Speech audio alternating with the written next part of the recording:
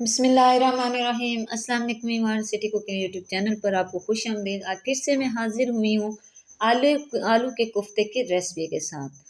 और ये माशाल्लाह इतने मज़े की आलू के कोफ्तों की रेसिपी बनती है कि जब आप इसे बनाएंगे तो आप जब घर में बच्चे या बड़े आपके जब खाएंगे तो बार बार आपसे ये बनवाने की फरमाइश करेंगे। अगर आपके घर में कोई बड़े या बच्चे आलू खाना पसंद नहीं करते तो जब आप उनको इस तरह के कोफ्ते बना के देंगे तो वो बार बार आपसे आलू के कोफ्ते बनवाने की फरमाइश करेंगे।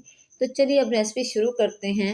तो सबसे पहले जो है इधर मैंने आधा किलो आलू 1 किलो आलू लिए हैं, जिनको मैंने उबाल करके उनका ऊपर का छिलका रिमूव कर लिया और उनके मैंने पीसेस कर लिए। तो अब ये मैंने एक मध्य लिया है, तो इसके साथ मैं आलू को मैश कर लूँगी अच्छा सा।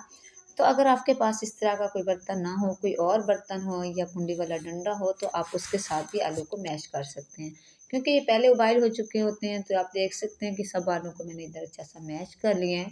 तो अब मैं इसके अंदर डाल दूँगी, ये मेरे पास है एक प्याज जिसको मैंने चॉप कर लिया, उसके अंदर डाल दिया। और ये मेरे पास 5 से 7 सब्ज़ मिर्चें चॉप की हुई मैंने इसके अंदर डाल दी हैं।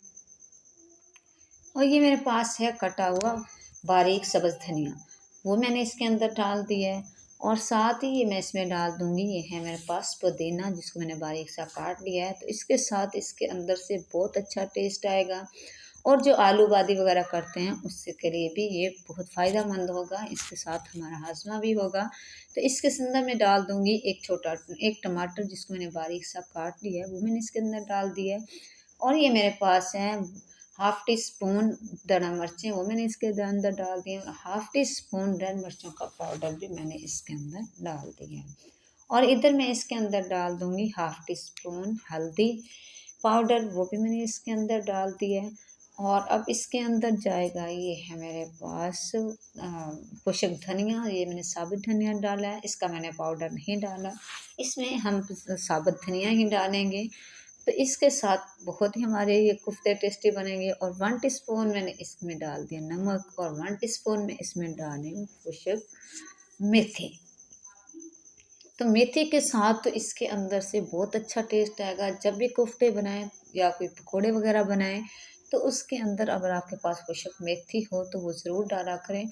उसकी जो है उसका टेस्ट बहुत अच्छा आता है और उसकी बहुत ही अच्छी खुशबू आती है।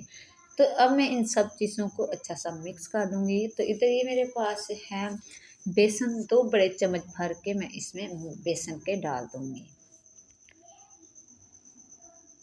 और ये है मेरे पास मैदा, तो 2 बड़े चम्मच भर के मैं इसमें मैदे के भी डाल दूँगी। तो एक तो मैदे के साथ जो है ये हमारे कोफ्ते जो हैं बहुत ही टेस्टी बनेंगे और बहुत खस्ता बनेंगे। इस तरीके से मैं इसकी डो तैयार कर लूँगी। ये देखिए मैंने इसकी डो तैयार कर ली है।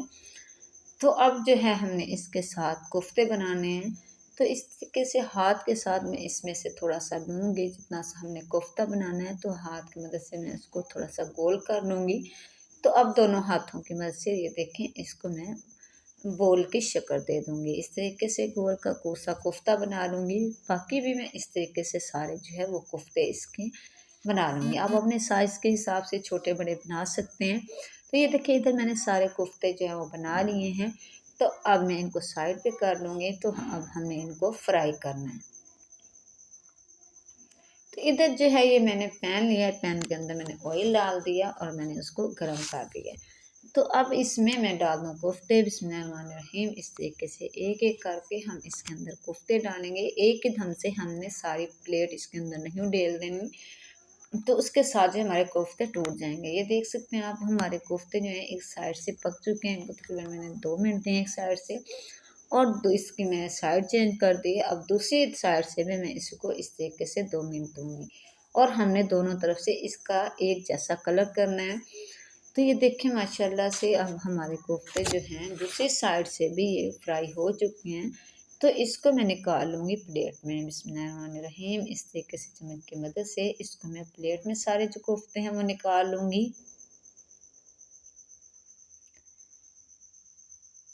तो सारे कोफ्ते मैंने प्लेट में निकाल लिए हैं। तो अब जो है ये मैंने कढ़ाई लिया है। कढ़ाई में सबसे पहले मैंने आधा कप ऑयल डाल दिया है। और ये है मेरे पास 2 प्याज दरमियाने साइज़ के, जिनको मैंने बारीक सा काट लिया था। अब मैंने इसके अंदर प्याज डाल दिए हैं।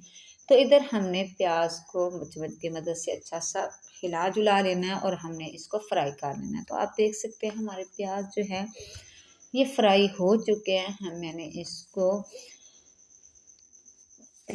फ्राई कर लिया। अब मैं इसके अंदर डाल रही हूँ, ये है मेरे पास लहसुन अदरक का पेस्ट। ये मेरा 2 चम्मच मेरे पास लहसुन अदरक के पेस्ट हैं, वो मैंने इसके अंदर डाल दिए हैं। और हमने इसको इतनी देर पकाना है जब तक कि लहसुन अदरक का कच्चापन जो है वो ख़त्म हो जाए। और ये है मेरे पास टमाटर, 2 बड़े साइज़ के टमाटर जिनको मैंने बारीक सा काट लिया, वो मैंने इसके अंदर डाल दिए। और फिर वही बात, चम्मच की मदद से हम इसको अच्छा सा हिला चुला देंगे और हम इसकी अच्छी सी मिक्सिंग कर देंगे। और इसमें डाल देंगे, ये है मेरे पास सब्ज़ मिर्चें, तकरीबन 5-7 सब्ज़ मिर्चें हैं जिनको मैंने बारीक सा चॉप कर लिया है, वो मैंने इसके अंदर डाल दी हैं। अब इसमें जाएगा 1/2 टी स्पून मिर्चों का पाउडर और 1/2 टी स्पून इसमें जाएगा हल्दी पाउडर। और फिर हम इसकी चम्मच की मदद से अच्छी सी मिक्सिंग कर लेंगे, इसको हिला जुला लेंगे। और मैं इसमें डाल दूँगी 1/2 टी स्पून नमक। आप अपने टेस्ट के हिसाब से थोड़ा ज़्यादा डाल सकते हैं।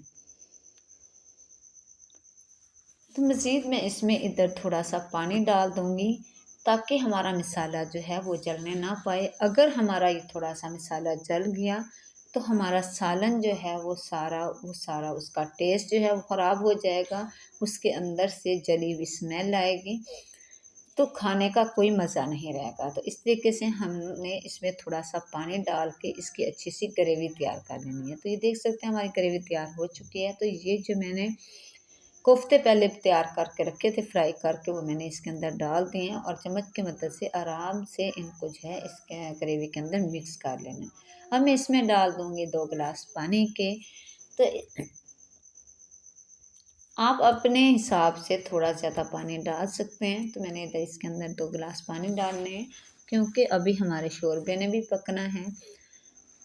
तो अब मैं इसको पकने के लिए रख दूँगी, तकरीबन 10 से 15 मिनट जो है मैं इसको पकाऊँगी। इसके नीचे फ्लेम भी मैंने हाई कर दिया है।